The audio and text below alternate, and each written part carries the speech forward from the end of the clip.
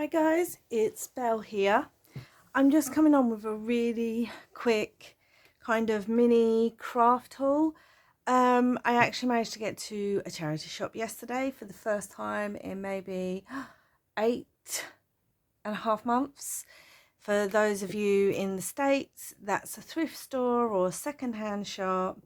Anyway, I always find they're really good for books that you might want to use in your craft. You can find all sorts of little bits in there and fabric. So let me get started. So firstly, I picked up this huge, I hope you can see just how much is in there. I have no idea how much is in there.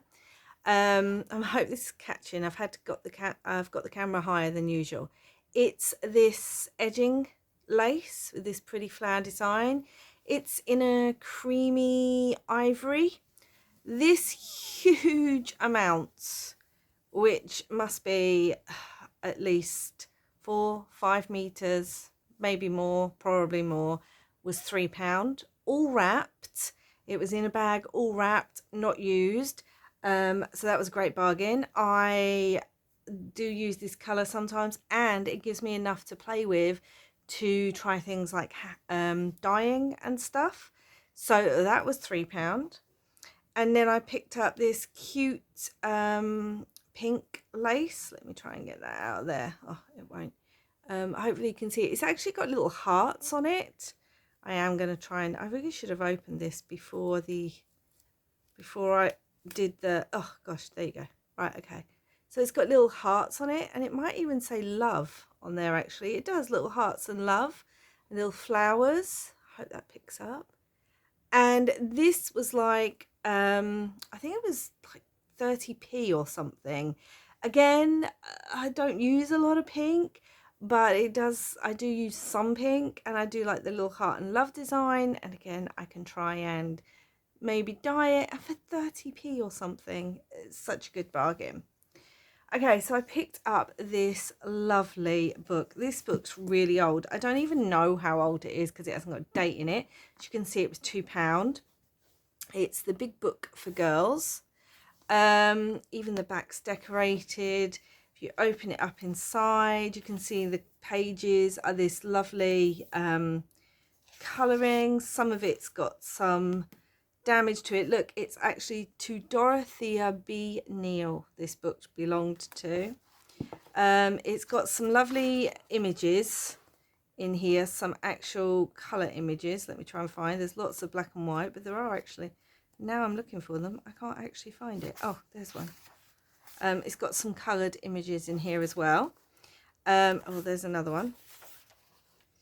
So what I'm thinking, because the cover is so beautiful, I mean, this looks like 1930s or maybe 1910. The Big Book of Girls, and it says Daffy Dilly down. I'm actually, see, pages like this, although some are damaged, others aren't. The pictures are great in journals. The black and white pictures are great. I mean, look at that. That's a little poem. That would be perfect in a journal. It's got all like little bunnies and everything on it.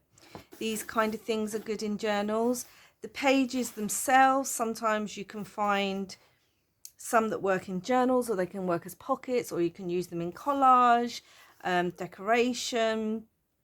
You can actually just use it as part of your masterboard, whatever you kind of want. But the book itself, I'm kind of in love with. I know it's damaged, like on the edges, but I'm going to give it a good clean. I'm going to put some I'm going to varnish it, put some metal edges, take the spine and the pages out, and I think I'm actually going to turn it into a journal cover because I just love it. I just think it's beautiful, and with all the daffodils, it would make the most perfect spring or daffodil journal. Then I picked this big Family Word Finder Reader's Digest book up. It's said £1.99. It ended up being 99p. Again, the cover's not like the best, needs a good scrubbing, but it's just basically a big dictionary, and I use dictionaries a lot in my journals. I like adding a word that's similar to the journal I'm using, Again, they're great in collage, they're great for making pockets, they're great for all sorts of things in your journals. And this one is actually from 1978. So it's only, you know, it's old. Not old, it's not one of the oldest I've got, but still, I really like that. So yeah, so that was 99p. And then I came across these. There were like 4 of these in the shop, but I ended up only getting 2. And they are, I mean, you're not going to be able to see it all, but let me open it up a little bit. They are handmade quilts. I mean, look at it with the trees and the love heart and the flowers. And it just repeats exactly the same. I've never quilted in my life, but look at the work that's gone into that. And it's a gorgeous kind of felted on the inside. Now, I am actually going to turn this one into some autumn journal covers. I could probably half this and still have a mini quilt and still get 2 journal covers out of it. And this was £4, which I think's brilliant value. I mean, you could also do boho with this because of the flowers and the colours, but I thought autumn with that one. So that was £4. Someone out there's put a lot of time and effort into that. Yep, brilliant for journal covers. And then lastly, I also picked up this quilt. I love this. They're like, what is it, batik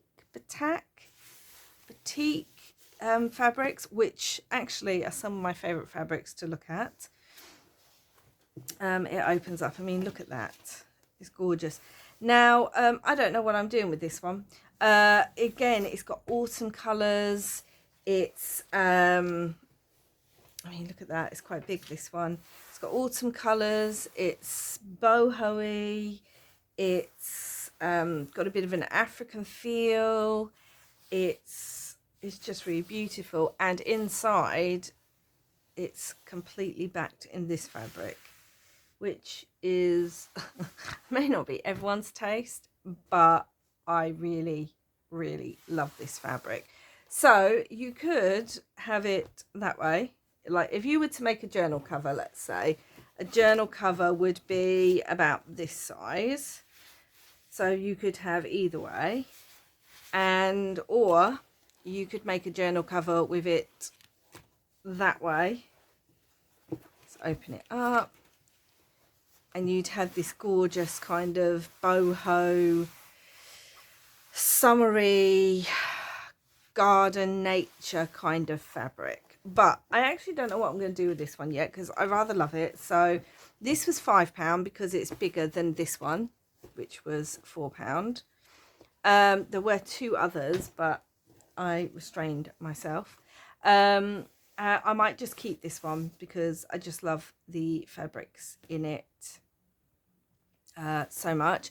But yes, so when you're out looking for things, look at all sorts of things to make your journal covers from.